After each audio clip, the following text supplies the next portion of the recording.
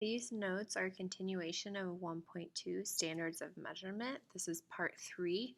We're going to be talking about the scientific notation. Okay, so scientific notation is just helpful in expressing very large or very small numbers more compactly. And so basically it's just by multiplying the number by the power of 10. So this is going to be very similar to what we did whenever we were converting between the metric units, where we're just going to be moving the decimal place because we're timesing it by 10. So on to doing the practice problems for scientific notation. So the first is we're going to go from standard notation to scientific notation. So we have the very large or very small numbers, and we're going to make them more compact by writing them in the scientific notation.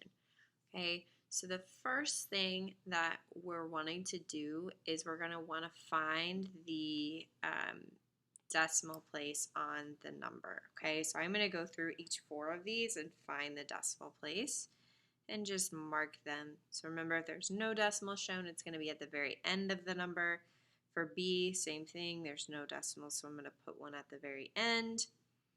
For C, there is one here at the beginning. Same with D, there's one here at the beginning. Okay. The next thing that we're going to do, so I'm going to start with A, is we're going to jump and move the decimal all the way up until there's only one number in front of the decimal place. Okay, so in this case, the one number that's in front of the decimal place will be the 1. So we're going to jump 1, 2, 3, 4, 5, 6, 7, 8, 9, 10, 11, 12, 13, 14, 15. So we moved 15 to the left. Okay? So whenever we go to write this, our new number is just going to be 1, or you can put 1.0. Okay, you don't want to include more of them because remember we're trying to make this more compact. So I'm going to say 1 times 10. So you'll always have the times 10. And then we have to determine what we're going to raise it to the power to. Okay, so for this case, we did 15. Because it was to the left, it's going to be a positive 15. Right, for the next one, start at your decimal place. We're going to be ending so that there's just one decimal or one number that's not a 0 in front of the decimal. So we're going to have 4.5. All the other zeros are going to drop off. So let's count how many times we moved. So we went 1, 2, 3, 4, 5, 6, 7, 8, 9, and 10. So we moved 10 to the left. Okay, so an important note to make is that left is going to be positive. If we move to the right, it's going to be a negative exponent, okay? So our number is going to be 4.5. Remember, all the other zeros drop off unless there was a number that anchors them in or sandwiches them in. So we're going to have 4.5 times 10, and then we move 10 to the left, so it's going to be a positive 10. All right, for the next one, remember we have to have one digit that's not a 0 before our decimal. So our ending decimal is going to end up here. Okay, so don't get confused and think that it's going to end here because then we still have a 0 in front of it. We need to make sure that there's a number other than 0 in front of our decimal place. So if we go ahead and count our jumps, we went 1, 2, 3, 4, 5, 6, 7, 8, 9, 10, 11, and 12. So we went 12 to the right.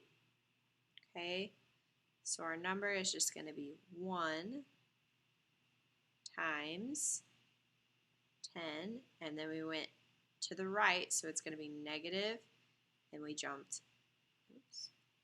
12 times. Okay, and then for the next one, go ahead and find where our ending point is going to be. So if we look, we want one digit that's not a 0 in front of the decimal. So we're going to get 3.74 as the number that we're going to times by 10 to a certain power. So if we count our jumps, we're going to go 1, 2, 3, 4, 5. Okay, so we're going to end up, so we went 5 to the right. So our number, we're going to include all of these numbers. So 3 in our new decimal point, 0.74 times 10. We went to the right, so it's going to be negative, and we jumped 5 times. The scientific notation to standard numerals, the rules are kind of reversed. Okay, so if we have a positive exponent, so that's the little number that we're timesing 10 by or raising 10 by, if it's positive, we're going to jump to the right. Okay, and then if we have a negative exponent, we're going to jump to the left. Okay, one way that that helps me remember this, so like if we look at letter D, that problem, we have a negative exponent there. I always think about drawing a little arrow from the little negative, and it helps me know that I'm supposed to move to the left. Okay, so just a little trick there. So we're going to go ahead and do the first problem. Okay, so we're starting with 9.46, and we're going to be jumping to the right because it is a positive exponent, and we're going to jump 9 times. Okay, so I'm going to start at the decimal. We're going to jump 1, 2, 3, 4, 5, 6, 7, 8, and 9. So that's our new decimal. If we have open loops, what we're going to do is add zeros in those places. Okay, so that is going to be our final answer. So let's see what that would be. So we get 9, 4, 6, 0, 0, 0, 0, 0, 0, 0. Okay. On to the next one. We have 3 times 10 to the 4th. Oh, and I didn't include my units. I think I forgot to include my units in the previous examples as well. So for those, just make sure that you're including the units.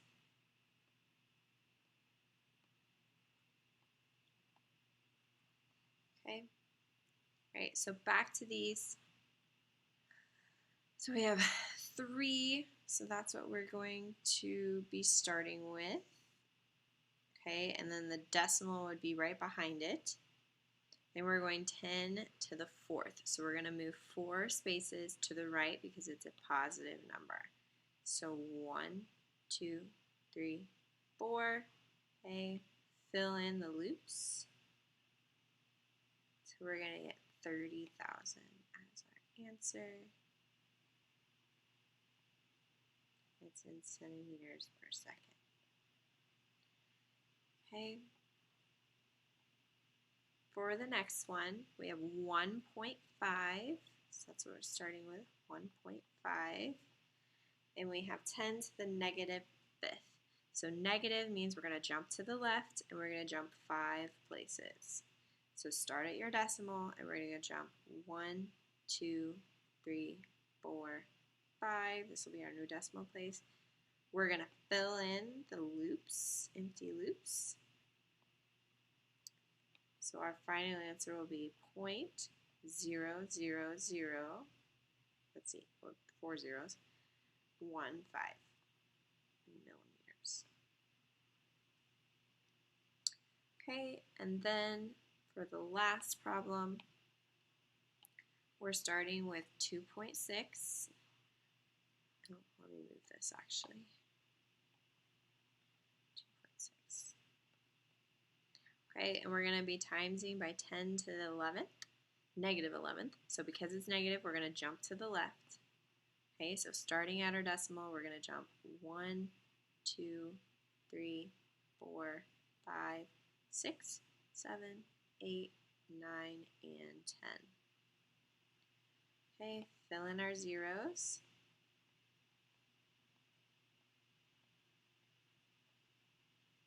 Right, and so then that is our new answer, or our standard notation for this scientific number. 2, 3, 4, 5, 6, 7, 8, 9, 6. And then